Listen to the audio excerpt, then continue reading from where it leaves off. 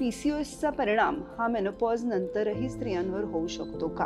Perimenopause आणि मेनोपॉजच्या काळामध्ये जे बदल घडतात त्यातमधले काही बदल असे आहेत की वजन वाढू शकतं, डायबिटीज होऊ शकतो, हायपरटेन्शन ब्लड प्रेशर वाढणं ज्याला आपण म्हणतो ते होऊ शकतं, कार्डियक रिस्क म्हणजे हृदयाची जे आरोग्य आहे ते अफेक्ट होऊ शकतं, लिव्हरची हेल्थ अफेक्ट होऊ शकते, त्यानंतर गट हेल्थ ज्याला म्हणतात म्हणजे जे पचनसंस्था आहे त्याचं आरोग्य अफेक्ट होऊ शकतं. अशा वेगवेगळ्या प्रकारचे त्रास किंवा वेगवेगळ्या प्रकारचे आजारांचं निर्मिती ह्या काळामध्ये होऊ शकते.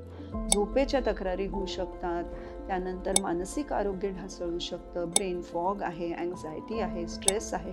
हे सगळं मी पेरिमेनोपॉज आणि मेनोपॉजबद्दल बोलतेय. पेरिमेनोपॉज आणि मेनोपॉजमध्ये ह्याच्याही पेक्षा पुढे अजून तक्रारी ह्या होताना दिसतात. आत्ता आपण ज्याचा विचार करतोय ती लक्षणं किंवा ते बदल जे असे आहेत की जे PCOSमुळे सुद्धा होऊ शकतात.